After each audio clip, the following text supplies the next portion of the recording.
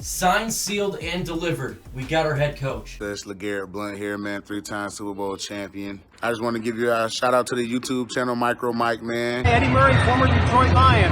Make sure you watch Micro Mike on YouTube. Calvin Johnson Jr. here, aka Megatron. Big shout out to Micro Mike and the YouTube channel, man. Keep on talking everything Detroit Lions, and I just got to remind you, man, happy wife, happy life.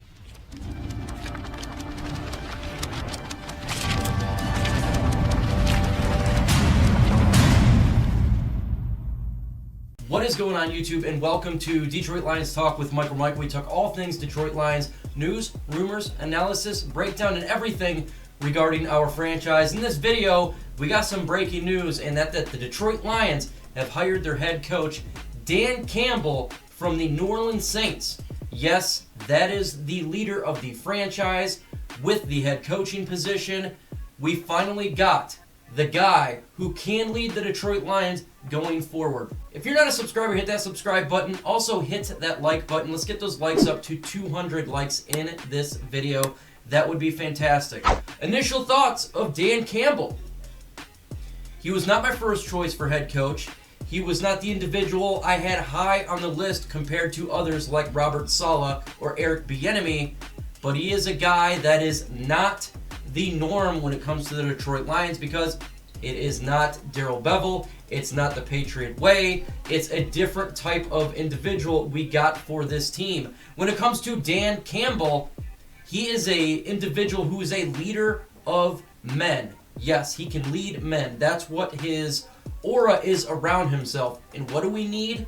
We need a guy who can lead men, who can teach men, who can bring everything out of a player that you possibly can get when it comes to the intangibles of a individual on the roster.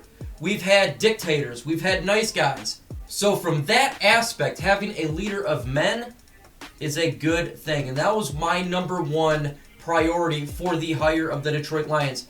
Can he lead people and have people follow his move? That is so important, more important than the X's and O's, more important than being coordinating, more important than IQ in my opinion, just people to believe in him. And so that is a good from that aspect. Before we jump all into the good, the bad, and the ugly about this hire, let's do a little bit of history about Dan Campbell. He's an NFL coach, but he was a former player from the Detroit Lions as well, but he was a tight ends coach for the New Orleans Saints. He played college at Texas A&M University. He was drafted by the New York in the third round of the 1999 NFL Draft and subsequently played for the NFL's Dallas Cowboys, our Detroit Lions, and New Orleans Saints. Campbell was named interim head coach in the Miami Dolphins back in 2015, and he was hired as the assistant head coach of the Saints in 2016. As a player, Campbell made it to the Super Bowl twice with the Giants in 2001 and the Saints in 2009. He also been part of the Detroit Lions in 2008 of the 0-16 line. So he is a former player. So that's good to me in an aspect because a lot of people like former players. Look at Mike Vrabel. This guy was a former player. He commands respect. The players respect that. And I think that is also a good intangible factor regarding Dan Campbell. What is not so good? Well, he's not have a whole lot of experience regarding play calling, regarding being a head coach. He is kind of green from that factor. What can help him out and do something that can bring the best out of him regarding game time play calling? Well, it's simple. You hire veteran offensive coordinator, veteran defensive coordinator. You get guys who surround you that has done that position. Because as a head coach, you want to be almost like a CEO boss. You're managing the players on the field. That's vital for that part of the position. And you let your coordinators coordinate. You don't be a dictator on the field and micromanage what the coordinators do. You simply hire the good guys that can get the job done. So there's a lot of individuals out there that he could assemble for his staff, and that is something that we're definitely going to be paying attention to going forward. Can he find the right guys to surround himself to have a quality staff and perform well on Sundays? That is so important. So now we're going to be looking for the coordinator's job, who he brings on for his staff Does he surround himself with individuals that's done it before at a high level? And that's going to be important for the Detroit Lions, important for Brad Holmes and Dan Campbell going forward to bring this team for success. Going forward, I'm going to talk about what he brings to the Saints. I'm going to go in depth about this guy later on in later videos so we can have an understanding what is the thought process of him, because we have a lot of issues that we got to deal with regarding the defense, the roster. We got players with bad cap. We got Matthew Stafford's situation he's going to have to deal with. Is it because he is a young and he hasn't had a whole lot of experience being a head coach? Will he just sit with the veteran quarterback and just start to build the defense up there? We'll see. But I'm going to jump into that and kind of see what occurred when he was with Miami, what occurred with the New Orleans Saints, so we can kind of get an idea of what we're getting here with Dan Campbell. Now, I know a lot of people want to know, why do we go with inexperience? We have to have experience. That's good to have experience, but what if it's bad experience? What if it's not good experience? That's the question mark. That is the question mark. And same can be said is, maybe he doesn't know what he's doing. We don't know, but let's give this man a chance. Let's give Dan Campbell a chance to run this franchise. Yes, he was not my number one guy. No doubt about it. That is #facts. With that said, I back him 100% because I want my team to win. And we don't know. You know what? We don't know how this is going to perform out. We don't know.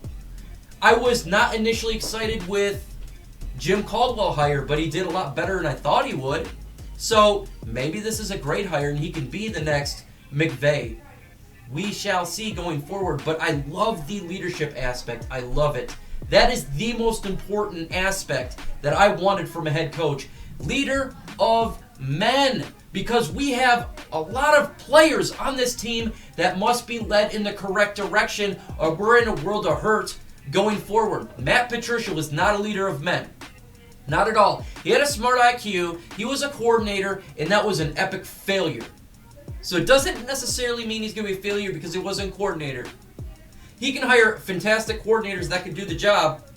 His number one goal, though, is to change the culture in Detroit. He was a Detroit Lion before, so he understands 0-16. He was there. So that's good. He was part of the Detroit Lions before. He understands what this city is about. I'm sure he understands the boos. I'm sure he understands the people not believing because he was there.